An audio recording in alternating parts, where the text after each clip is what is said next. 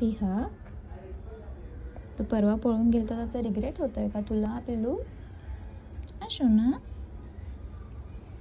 अरे तू आम्ही पण काळजी घेतो हा, म्हणून तुम्ही एवढं छान झोपला माझ्या मांडीवर. हा पिहा. तर मित्रांनो, परवा हा घरातून पळून गेला होता रात्री 10-10:30 वाजता. चुकून दरवाजा उघडा राहिला माझ्या आईच्या हातातून, तर हा लगेच महाराज पसार झाले घरातून. आम्ही इकडं तिकडं शोधलं, अख्ख्या गल्लीमध्ये रात्रभर फिरलोत, पण काही हा मिळाला नाही. आणि एका ठिकाणी मिळाला सुद्धा, पण आमच्याकडे त्याला यायचं नव्हतं. आम्हाला बघून परत पळाला. तर अगदी रात्रभर वाट बघितलं आणि महाराज 5:30 वाजता पहाटे घरी आले. तेव्हापासून माहिती नाही काय झालंय, एकदम शांत झालेत आमचे महाराज.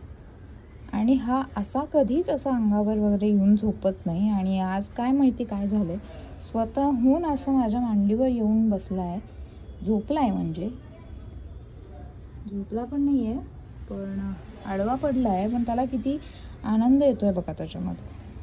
मग इतका हा परिवर्तन झाला कसा मला ते कळत नाहीये.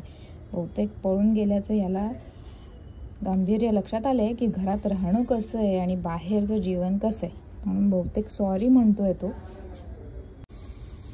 हे अशा गोष्टी आपल्याला अनुभवायला मिळतात. म्हणून ना, तुम्हीही एखादा पेट पाळत जावा.